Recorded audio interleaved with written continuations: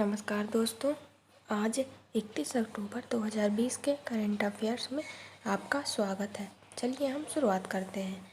आपका पहला क्वेश्चन है, हाल ही में किस राज्य के पूर्व मुख्यमंत्री और राज्य के दिग्गज नेता केशुभाई पटेल का निधन हो गया? आपका सही जवाब है गुजरात। यहाँ पर हम आपको बता दें, गुजरात के पूर्व मुख्यमंत्री केशुभाई पटेल का निधन हो गया है।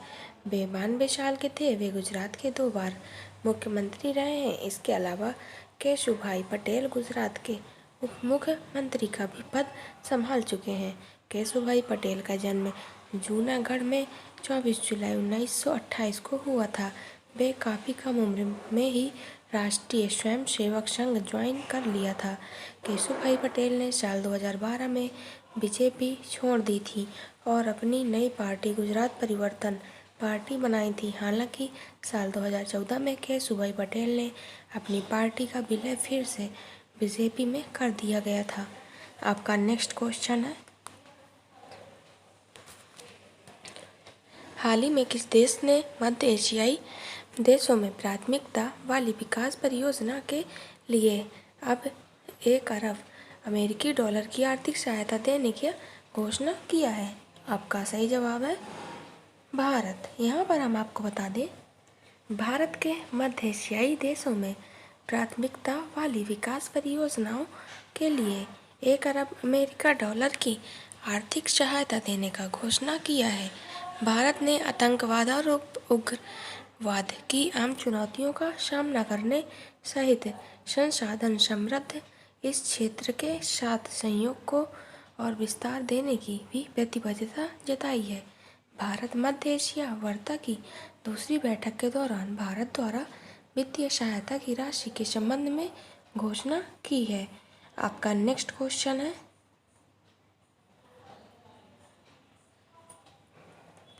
UN global climate action award 2020 किसने जीता है?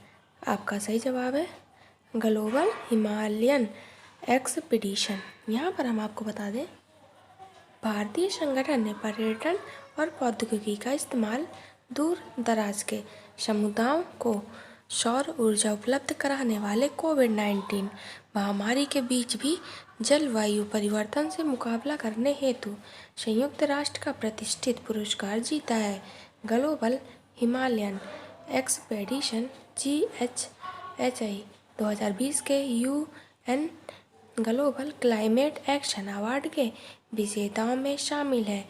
GHI सुदूर समुदायों तक सौर ऊर्जा लाने के लिए पर्यटन और प्रौद्योगिकी का उपयोग करने वाला दुनिया का पहला संगठन है। आपका नेक्स्ट क्वेश्चन है, किस राज्य सरकार ने बिना परमिट के राज्य में शराब ले जाने पर प्रतिबंध लगा दिया है? आपका सही जवाब है आंध्र प्रदेश। यहाँ पर हम आपको बता दें, आंध्र प्रदेश सरकार ने राजस्व का नुकसान रोकने के प्रयास के तहत एक आदेश जारी करके बिना आबकारी शुल्क के भुगतान के अन्य राज्यों में शराब के परिवहन पर रोक लगा दी है। यह पिछले साल अक्टूबर में जारी एक सरकारी आदेश की जगह लेगा, जिसमें प्रत्येक व्यक्ति को परमिट या लाइसेंस को बिना 3 बोतल शराब रखने की अनुमति दी गई थी। अब यहाँ तक कि व्यक्तिगत उपयोग के लिए कोई राज्य के बाहर से शराब नहीं ला सकता है।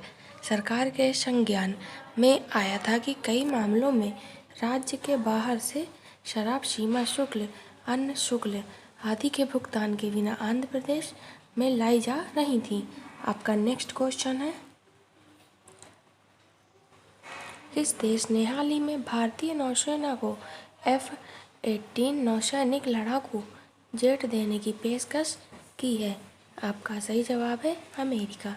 यहाँ पर हम आपको बता दें, अमेरिका ने भारतीय नौसेना को अपने विमानवाहक के लिए लड़ाकू जेट की आवश्यकताओं के लिए अपने F-18 नौसैनिक लड़ाकू जेट देश की पेशकश की है। भारतीय नौसेना ने कुछ साल पहले अपने INS विक्रमादित्य और निर्माणाधीन स्वदेश एयरक्राफ्ट कैरियर सहित अपने विमान वाहक से संचालन के लिए 57 नौसेना लड़ाकू विमानों में अधिग्रहण रुचि व्यक्त की थी। आपका नेक्स्ट क्वेश्चन है, किस राज्य ने अंतर्जातीय विवाहित जोड़ों को प्रोत्साहन प्राप्त करने की मदद करने हेतु एक पोर्टल लॉन्च किया है? आपका सही जवाब है ओडिशा। यहाँ पर हम आपको बता दें, ओडिशा सरकार ने अंतर्जातीय विवाहित जोड़ों को प्रोत्साहन प्राप्त करने में मदद करने हेतु एक पोर्टल लॉन्च किया है।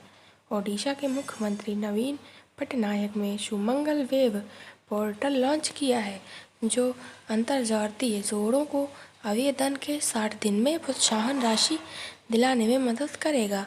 उन्होंने ऐसे जोड़ों के लिए प्रोत्साहन राशि 1 लाख रुपए से बढ़ाकर 2.5 लाख रुपए करने की घोषणा भी की है।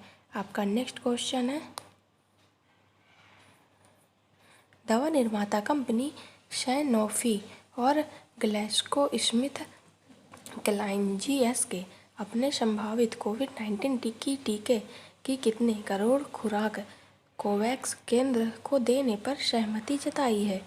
आपका सही जवाब है 20 करोड़ खुराक। यहाँ पर हम आपको बता दें, दवा निर्माता कंपनी सैनोफी और ग्लैक्सोस्मिथक्लाइन जीएसके ने अपने संभावित कोविड-19 टीके की 20 करोड़ खुराक कोवैक्स केंद्र को देने पर सहमति जताई है। कंपनी की वैक्सीन का ह्यूमन ट्रायल चल रहा है और आने वाले कुछ महीनों में इसके तैयार होने की उम्मीद जताई जा रही है। मीडिया रिपोर्ट के मुताबिक सैनोफी जीएसके टीके का परीक्षण अभी शुरुआती चरण में है और इसके परिणाम दिसंबर की शुरुआत में आने की संभावना है। आपका नेक्स्ट क्वेश्चन है,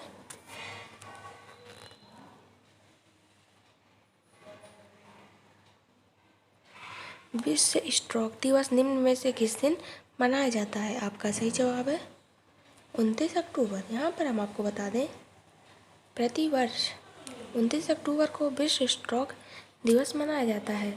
इसका मुख्य उद्देश्य स्ट्रोक के बारे में जागरूकता फैलाना है। स्ट्रोक मस्तिष्क की धमनियों को प्रभावित करता है।